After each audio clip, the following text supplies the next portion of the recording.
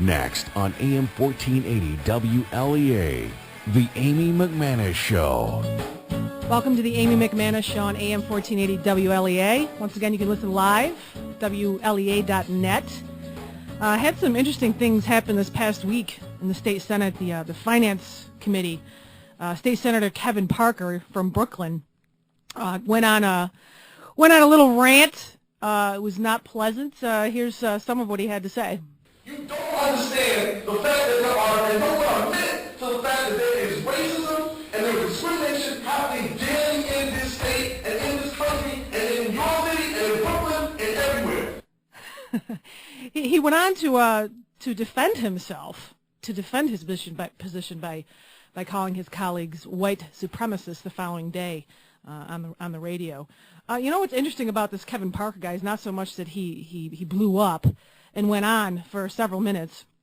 He's actually been charged with felony assault and has also been charged with numerous accounts of getting physical and getting angry. I don't understand why these people continue able to serve for their constituents. It's one thing for Espada, who I'll talk about in a minute, to be investigated for. It always seems to be the money. It's always follow the money, and everybody's worried about finances and who might be stealing money. But it seems like the guys who are committing assaults and breaking things. We had Governor Patterson's aide was charged with some domestic violence.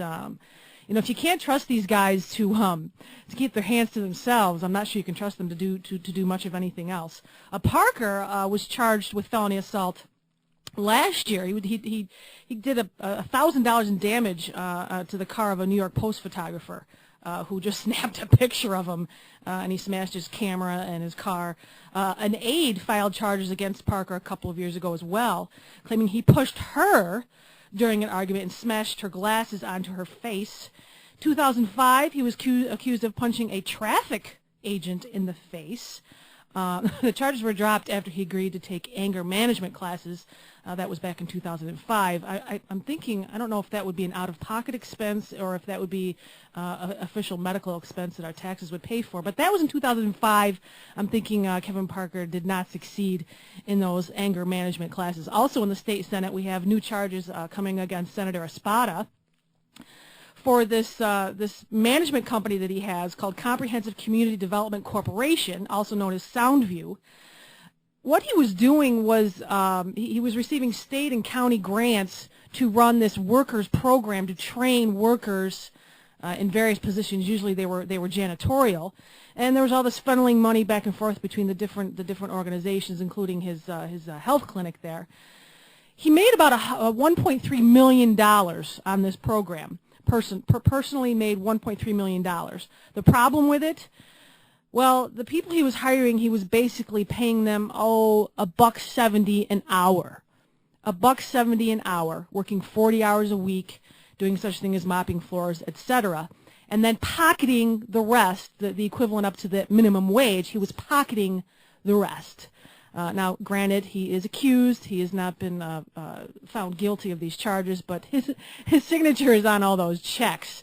What's most interesting about this is Espada hails from Puerto Rico, and I mean, who does that kind of job where you're getting paid $1.70 an hour, 40 hours a week? I think everybody would agree that is mostly illegal immigrants. I'm sorry, undocumented workers. So nice of the senator to stick it to his own people. Another individual, again, that if you can't trust them with just the most basic human decency, I can't believe these people continue to get elected to our state government. Also in New York, Assemblyman Richard Brodsky wants to pass a law. Here's another odd 1984 Orwellian kind of thing here.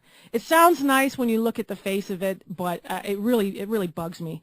He wants to create a law where all New Yorkers must enroll in the organ donor program. He says that we are facing an emergency when it comes to organ donation. He himself, a relative of his, was saved via organ donation. And so he wants to pass this law that says you have to sign up for this program. Now, obviously, there's a lot of people who, religious or otherwise, are going to have huge problems with this. Richard Brodsky also happens to be pro-choice, so he believes it's a woman's body and a woman's right to choose. But apparently, when it comes to our organs, they belong to the state. So we'll have to see if this passes. Legal experts, of course, are saying that it's going to face a lot of challenges from religious groups and other legal groups. So we'll see where that goes. Speaking of having human rights to our own bodies, that HBO movie aired last week about Dr. Jack Kevorkian. Al Pacino starred in it. It got rave reviews. Al Pacino was wonderful, apparently. The reviewers would say things like, only Al Pacino could make someone like Jack Kevorkian likable. The problem with it is that the author of the book, which is called You Don't Know Jack, his name is Wesley Smith. He's an attorney. He's also the author of the book. Says that HBO is presenting a revisionist history of Kevorkian's life and of his killing of more than 120 people in assisted suicides. He says, quote, to create a fictional Jack Kevorkian as merely a lovable, if sometimes tactless man of compassion, rather than the misanthropic and ghoulish nut that he really is ridiculous. To depict him as merely idiosyncratic, you have to willfully refuse to report the full story in all of its macabre vividness. And that is something the media has done now for nearly 2 decades, and HBO is no exception. Let us be clear. They don't know Jack because they don't want to know Jack. Now, this author says Kevorkian began his career going where executions were going to be conducted at prisons and asking to experiment on the prisoners. So he would go to these cadavers and do various things to their bodies. At one point, he had a press conference. He had just killed a man with quadriplegia and served up his kidneys on a plate, jokingly, and said, first come, first served. This guy was sick. 70% of his patients that he killed were not in last stages of cancer or dying or on their deathbed. 70% of them were merely disabled and didn't want to live anymore.